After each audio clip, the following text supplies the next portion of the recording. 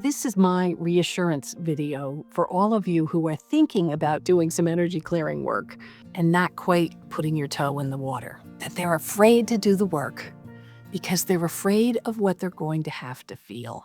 This is Jill Leigh, founder and director of the Energy Healing Institute. And if you'd like to learn more about energy healing and about chakras, the aura, take some courses, look into practitioner programs, you can find all the goods at energyhealinginstitute.org. When you work in a therapeutic process, you're encouraged to connect to your feelings. You're encouraged to connect your thoughts and your feelings. You're encouraged to process your stories so that you can get context for why your life is the way it is, why you're doing the things that you're doing. All that's fine.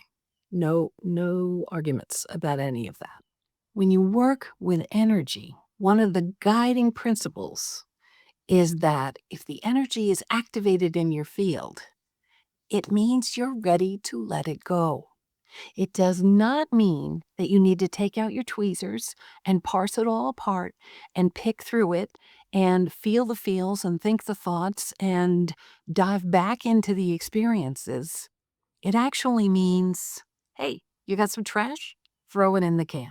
This is a really important thing to consider because one of the beautiful ways of working with energy is in conjunction with your therapeutic process.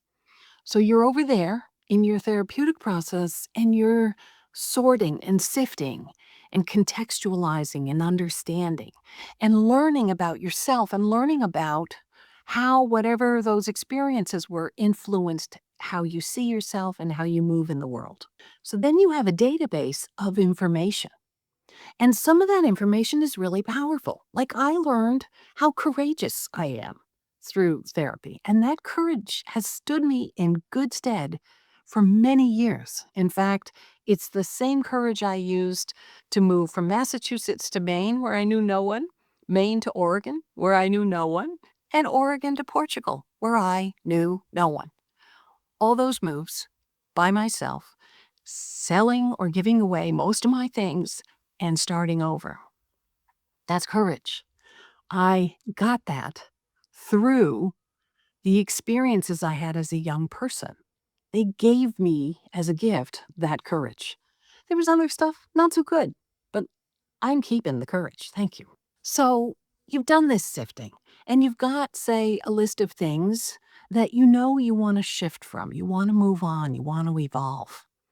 That's where energy clearing can be so powerful because whether you're doing your own inner work using energy clearing tools like are available at EHI in the Clear course, or you're working with an EHI practitioner or some other energy practitioner and they're doing a bunch of clearing on your behalf, if the energy is activated in your field, it means you have no more attachment, you're ready to let it go. So one of the other guiding principles that we use at EHI is we don't choose what is released.